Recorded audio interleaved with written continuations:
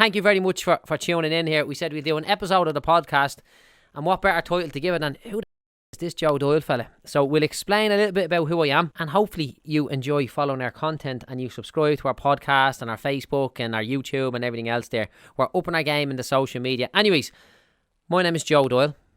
I'm from Clondalkin in Dublin. I am 35 years old. Sweet Jesus, that's old, man. You know that? 35.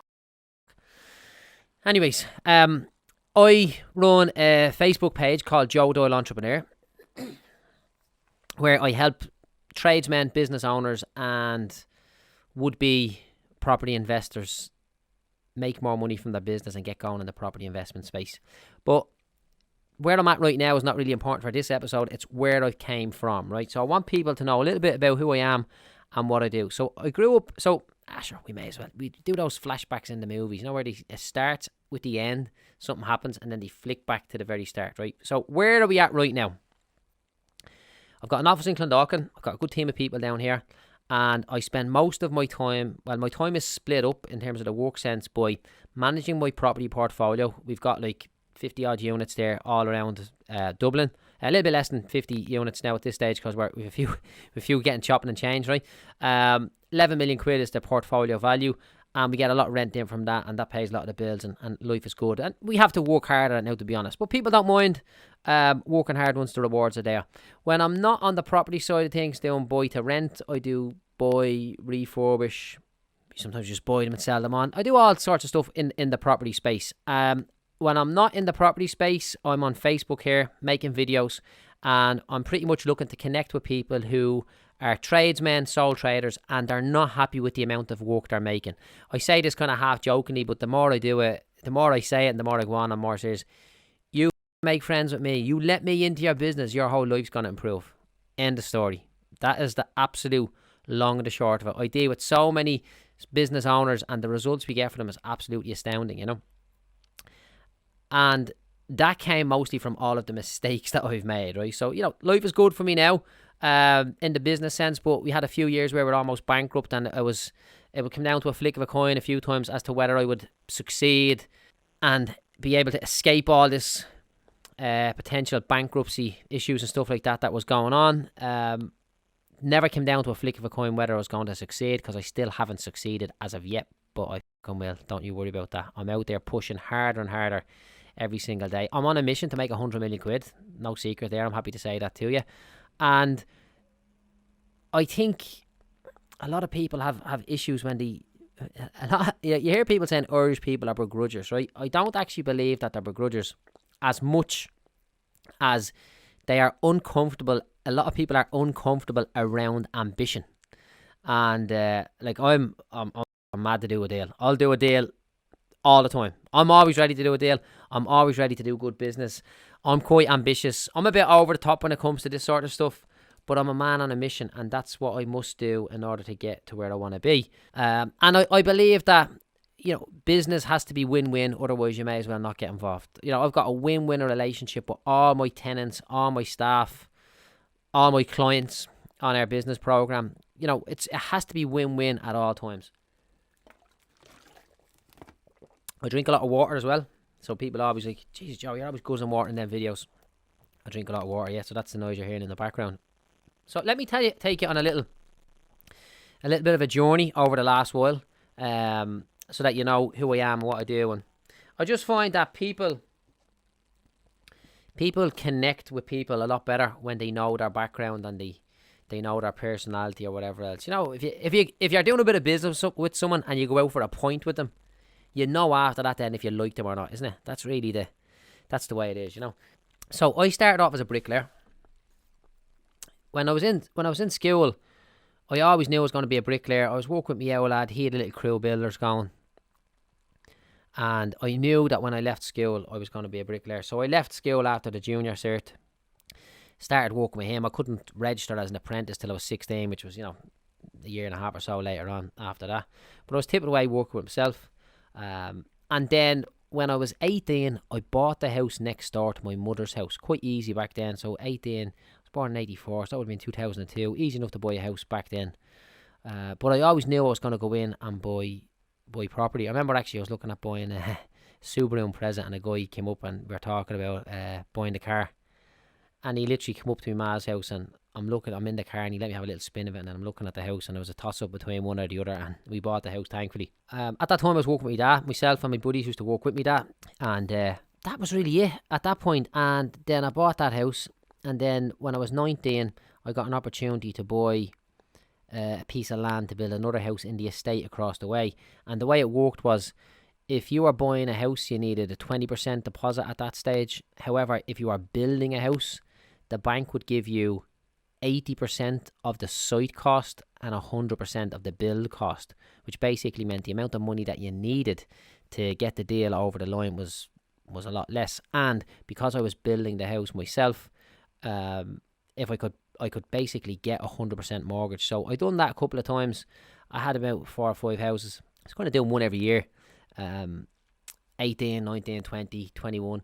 And then when I was 23, which would have been 2007 if I'm not mistaken, I just couldn't buy any more houses because the numbers didn't stack up. There was just, this was the height of the boom. We didn't know it was a boom at the time, and I said I better set up a business, because there's no point in keep buying properties if they're artificially inflated in price. But I bought one more, right?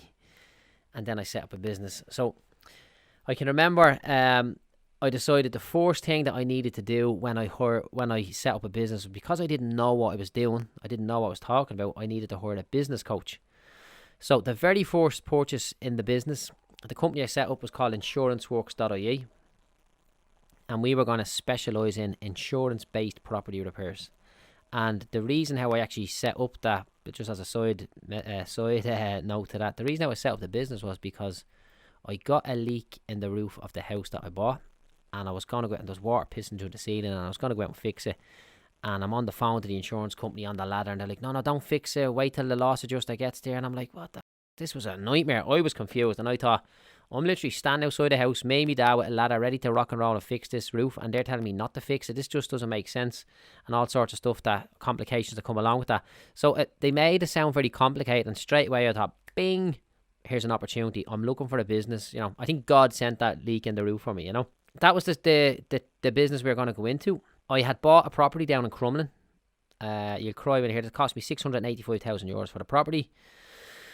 Wrote a check and got the mortgage from the bank, the usual combination there. And I met this guy who was a business coach, and I said, listen, I can remember the words he said to me. I said, look, I've got this property.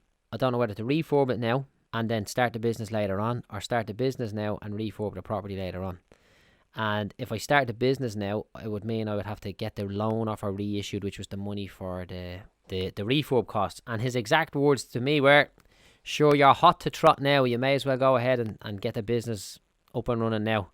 Really what he was saying was he wanted his 14 grand right now. And he talked me into that, and he didn't give me what he was setting out to do, which was good business advice. But at the same time, he probably knew no better himself, because a lot of coaches, trainers, business people steering the ships, harsh reality is they don't know what they're doing. That's being straight with you, So anyways, set up the business, insuranceworks.ie, in our first month, which would have been January 2018, we made €20,000 profit from the garage next door to the house that I bought. That's where we're based. Tiny little garage, probably 15 square meters, The second month made another 20 grand. The third month made another 20 grand. I'm like, holy shit, man, this is easy. I'm a legend. I'm printing money here now, 20 grand profit a month for our first 3 months, So then we hired another business coach, as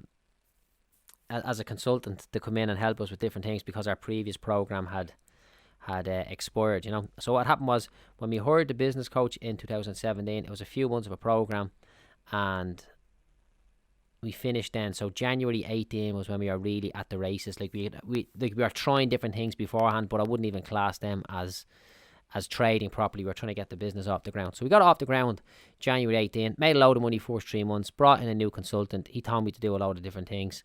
I'm sure some of them work, some of them didn't work. But anyways, the end of the year, I think we finished the year with €15,000 profit, right?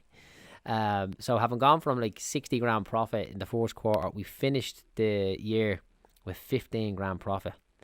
And that was a rude awakening. That was an eye opener for me. We just got big, and I didn't know what I was doing. It was just pot luck if I was going to be going making money or not, you know. But anyways, we stuck with it. We stayed in the garage at the side of the house for a good few years. And we are on a typical year, we were doing between 800 grand and €1,000,000 worth of turnover. And I learned a massive, massive amount from that business. We done about 2,500 repairs in all the times that I was in that business, which is like, that's a lot of properties to work in, you know, for a small crew. We done really well over. It was hard work, to be honest, right? But I like to think that was my apprenticeship, you know. Now, between buying a few houses at the start and setting up the insurance works and all that, I was buying more properties, and then the recession had struck, and then all of a sudden the banks wanted all their money back. So I basically, at this point in time, owed 3 million quid to the banks, and my properties was worth £1,000,000. So they were screaming, wanting their money back. Everybody was saying to me, Joe, you need to go bankrupt. You're not going to be able to clear the loans, all these different things. And they were dead right, you know. It was just, you know, I think that I heard a term in law, there's something called the reasonable man test. So would a reasonable man walk out onto the motorway with traffic whizzing up and down? No, he wouldn't, you know. So the reasonable man test, I'm not even sure if it applies here, but was it worthwhile for me to not fight? Was it worthwhile for me to fight all that bankruptcy and try to find a way out? 100% not. However, what people don't understand, what people don't know is entrepreneur, you know, underneath my top here, right? And this is the same. Anybody that's self-employed, when they take off their top, they have an inbuilt Superman costume on there, right? Because that's what entrepreneurs do. We're superheroes in our own right. Although most times we never do any good, you know. But we just have a serious desire to do more, a serious desire to just keep ploughing on and figuring shit out, you know. And I didn't know it at the time, and it was the wrong decision at the time. But I ploughed through, and I figured these things out one step at a time, you know.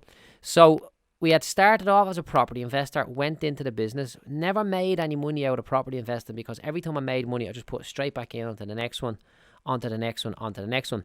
So it's basically the strategy I had when you look back in it now is, I'm going out to the horse racing for the day.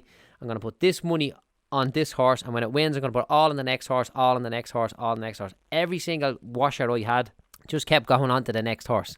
And I think it was horse number 10 let me down, you know.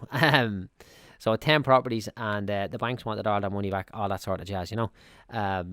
It was doomed. As I look back now, of course, it was destined to fail, you know. Never mind the economy, just the strategy that I was implementing. I was just putting the money all onto the next horse, all onto the next horse. However, I got a good cash generating business up at the time, and I could kind of lean on one when the business was going not great. There was money coming in from the rent.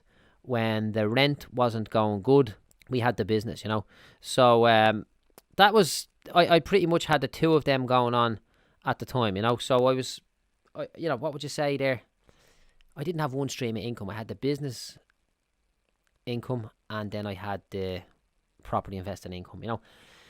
So fast forward to, I don't even know what fucking year it was now at this stage. I think it might have been 2000, and I'm looking up here because it was around 2012ish, so kind of 12, 13. This stuff came to a head, you know. It was just, there was two stages. Number one, where it all blew up and I had to be dealt with, and then the second stage was when I finished it off. And I got a memory popped up on my Facebook there, today, from 4 years ago. So that would have been 2015. And it just said, I've just done sitting on the keys in traffic. Just had to sign in the most important deal in my life. Couldn't care how long the traffic takes, something like that. And that was the day that I'd signed to do away with my banking problems. I'd signed my last day with my last bank, and I was just sitting in traffic, and I was like floating. And so it was about October 2015. Yeah, actually, as you're looking now, right? And I'm like, I'm gonna take over this whole world now. I'm like, yeah, that's done. It's behind me. I'm gonna do it, you know. And that was the plan. I didn't lose the spark. I didn't lose the fire in my belly. In fact, it made me more eager. I was more mad to go and push forward, you know. So I won't even bore you with the details of how I managed to negotiate the bank. Although RTE liked it and they made a full documentary about it, so that's another story. They obviously thought it was good. I'm just used to it now, and I've told the story so many times, and maybe I can do an episode in how I got out of being bankrupt. I'll cross that bridge when we come to it, you know. For an episode in itself. The story there was that we done the deal and I was ready to go, right? So I'd got people to try and help me out with dealing with this banking issue and all that, and all I really wanted to do at the time was just walk away from the properties altogether. However, the banks would not allow me to walk away. They just said, like, no, sit there, we want our money, right? Everybody else was getting properties repossessed, and I just wanted to give them back, but the negative equity was so much that they said no. And I'm glad now that they took that approach, because I managed to hold on to most of those properties. However, what happened was, it's just actually a strange thing there, right? A strange thing happened after that was that we went down to the guy who had been helping me with the property stuff, right? With the bank negotiation stuff. He was giving me, he's an old school guy, give me a bit of guidance or whatever else, and he was just hated banks, you know, and I'd learned to acquire a hatred for banks as well because of what they were doing to me and the country and everything else there. But look, it is what it is, right? So I went into his office purely to say thanks for all the work that you've done and do a little debrief that this is all behind me now. And he had this big pile of files sitting on the desk, and I'm like, are they all in the same position as me? And he's walking around like, effing out and this and this and this. And I'm looking, right, and it's like as if there was an angel sitting on the top of the files, and I was like, Joe, these are for you, right? So straight away I'm thinking, there is like dozens of people who are in the same position as me. They just want rid of all these properties. They can't get rid of these properties. I wanted rid of mine, and I'm at the fixing it, and now that I'm at the fixing all the problems, it wasn't really that bad, was it? Like, could I fix it again? I'm like, you know what, I probably could fix it again. So what I said to the guy was, I says, will you ask those clients, can I take all them properties? I'll take them, I'll deal with the banks, I'll deal with everything, we get them off the hook. Oh, they wouldn't do that, and he was just a very negative set in his ways, man, you know. So he said he'd come back to me, well, I can't even remember the details, not that important. Anyways, I had an epiphany, a flashpoint saying, there's so much opportunity, there's gold in them folders there. And he got me 0 clients, right? Or 0 people who are like me. You know, he never followed through on what he said he was going to do. Well, that's fine, it's no problem, right? However, I felt that there was going to be a market, so I put the word out there and started talking around to people, and all of a sudden people just start approaching me. Did you fix your problem with the banks? Yeah. Can you fix my problem? I don't know, I'll have a look. What do you want to do? I just want to walk away. So I'm like, yeah, listen, I'll help you walk away. So we put a process in place that allowed me to go in, talk to the banks, and for those who wanted to walk away, I could buy the properties off them. For those who didn't want to walk away, you know, we could help them out a little bit. But really, we were after the ones that wanted to walk away from the problems with the banks. So that's what we done. So we went in, restructured the loans, got some write-downs. The people walked away. They didn't have to make any payments. They didn't have to carry any legacy debt, and I just basically took care of that. And over time then we just put our own mortgages on the property, and basically that was my first boost back after dealing with the bankruptcy. And it took about, like, I can remember that it was January 1st. I was in I went away to Lanzarote for New Year's, and I got drunk on New Year's Eve, and I had to go home to bed early. And remember, all the kids were shining their lasers at me because I'm stumbling across the car park. Me missus, all my mates, all there, missus all there, and the kids. Great crack was. But sure, geez, I couldn't get a taxi home because it was New Year's. So by the time I walked all the way home, I was sober. And then I says, I'm not walking back down, it was too far. So I just went to sleep, and I woke up the next morning fresh. And I says, right, let's go with this. So basically from January 1st, would it have been 17? Yeah, it was 17. Yeah, definitely 17. We started taking on this type of work, and that managed to bump up the portfolio. And then we moved on to the next strategy and the next strategy, you know. So we're going through these different stages, and your business is evolving and different things like that. And bear in mind, I had 10 years behind me. So at this point in time, I was like 31, 32. 10 years behind me running a building company. 10 years behind me negotiating with insurance companies, you know, a few years of negotiating with the banks. I'd had hundreds of clients, I'd had dozens of staff, I had loads of stuff going on. And it was only when I started talking to other people about their business that I realised how much I was doing in comparison to them. And when I got really deep into them, I only realised how much I'd know, how much I'd grown in comparison to them. So most tradesmen were still tradesmen. They weren't business owners. Most investors had 1 or 2 properties and they were still hanging on to all the hassle over that. They weren't willing to grow and stuff like that. And I just realised that I actually have a bit of a knack for this sort of stuff because I love it. This is my gig. This is what I love doing, you know. Fast forward then to January 2018. I must actually check that. I could probably check on my phone there now. Was it 18 or 19? So this is not 17. I set up my Facebook page, Joe Doyle Entrepreneur. I think it was 17. Maybe I should have done my research beforehand, right? Doing my research on myself. Anyways, I started following Grant Cardone.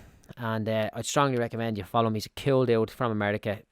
He's got $1 billion worth of real estate. His stuff is doubling, you know, and his portfolio is getting bigger and bigger all the time. He flies around the world in his private jet looking at deals. Flies around America and all. He's cool. He's crazy. He's mad he is, right? But I started following him and he was putting this conference on called the 10X Growth Conference. And I says, okay, I want to go to that. And then I'm like, right, Joe, if I'm going to that, I'm not going. Like, it's in Miami. Yeah, it's in Miami. If I'm going there, I'm gonna go all out on this. I'm gonna splash a few quid, right? This is me just having a little daydream. Yeah, I'm gonna fly first class. I always wanted to fly first class. I'm going to get myself a nice hotel room. You know, Grant drives what's he drive out? Rolls Royce, whatever the one he drove. I'm gonna get one of them to pick me up from the hotel and bring me to the airport. This is me dreaming in my head, right? So I said, well, if I'm gonna do all this stuff, I'm talking to you now, Joe. Don't be thinking you're Bertie Big Balls because you're at the dealing with your problems with the bank. You can't go splashing all this money away just because things are starting to turn for you a little bit and all. If you want to go to that conference, you can go, but you must create the money from some new source altogether. And I'm thinking, right, what can I do here? I'm like, right, well, I'm at the doing a lot on the property. I'm at the turn them around. I'm at the doing well on the property on the back end of even sorting out problems for other people. I'm sure I could train other people how to do the same and get going and get them a couple of properties under their belt. So then I took out my phone and I done my first ever Facebook live video. And I just said, hey, you know, I've got a new business idea coming up. I'm happy to share it. And people are like jumping on. And it's me sitting it was on the beach when for New Year's Day. It was New Year's the following year again. I was away and I was trying to replicate the success that I'd got from the year previous. And I just started talking to Facebook. And I didn't realise that people actually liked to listen to what I had to say. Like, I got like 100 friend requests the next morning. Loads of stuff. I'm like, what in the name of God has just happened there, right? So then I started doing more videos just talking about business and different things, and people started following me, you know. I had no products, so I had nothing to sell, other than I had an idea that if I got 10 people to give me $4,000 each, I would show them how to replicate the success I got on the property side of things before I f***ed up. But I'd show them how to get a couple of houses under their belt and get them going. We got 40 grand. I'm like, Jesus, that was easy, you know. People were happy to jump out and give us. Actually, no, we got 24 grand. That's what it was. People were happy to jump out and give us money. So we went after it, and it worked. And I realised, holy shit, man, this Facebook works. There's something with this here, you know. And we went to the conference, and I was delighted that I could spend the money because it was all business. It was a business trip. I'd business money, it was a business expense, all that sort of good stuff. And while I was there, the mind is just doing backflips and somersaults, and I'm looking at Grant on the stage talking. I basically sat up right next to him and all, doing all that stuff. Went to a party in his house, cool stuff. And I got another idea. He was doing this other thing, which was a 5-day trip. It was $25,000 to go and spend 5 days in the Bahamas as a mastermind with them. I'm like, I'm not f***ing 25 grand, holy shit. But I'm like, how can we get 25 grand to spend there? So I went out. I says, okay, here's an idea. We're going to put another business program together. We're going to take 10 people on. Actually, no, we're going to take 20 people on, 1,500 quid, and this is what we're going to do. So, in fact, I've just told you a lie there. The first group of people was to help them with their business. The second video I made was to help people buy some properties. So I was like, right, I'm going to need 30 grand here, plus a few other bits and bobs. So I literally took a break out from the conference, made the video, rang Linda. I said, Linda, people are going to be dropping up checks. People are going to be dropping up cash. She's like, for what? Who are these people? I said, I don't know. Just take the money, put it into the bank every single day. Don't keep money out in the house overnight. And she's like, okay. Rang the office. I says, Rachel, listen, people are going to be dropping in money. Take the money, put it into the bank straight away. Just get their names. We'll sort it all out and come back. She's like, who are these people? I was like, I don't know. I've just connected with them on Facebook. So we got a lot of people. I think we had literally 30 grand dropped to the office by the time I came back from Miami. And then I'm like, this is just fucking crazy. Like, so basically I'd committed to going to spend that money, and because I committed to spending the money to go to the mastermind and learn all this stuff, it forced me to think at a higher level and say, it forced me to think not as I'm not spending 25 grand. It forced me to think of where could I get the 25 grand. So this just opened my whole mind up to this whole kind of possibility thinking scenario, you know. It was actually crazy, you know. It was an interesting scenario, and we started getting money in. So then I started creating programs, and I started learning different things and figuring out the way of the world and the way of internet marketing and all that sort of stuff. Really, then we got lots of people like that we were working with, lots of clients, and we ended up with a product called 52 Steps to a Better Business. I've got like over 200 clients on that, and these are all builders, sole traders, self-employed people. All, you know, you'll hear a lot of them on my podcast. These are good guys that are guests in other episodes of the podcast. But these guys, you know, I can unequivocally say this. Is that the right way to say it? These guys make far more money in their business as a direct result of being on my program, right? Now, we've got guys that don't do their homework and they don't do what they say, and they pop in every now and then. That's grand. Every single person who's on my program and who turns up there and does what they're supposed to do makes far more money as a direct result of what we teach them there.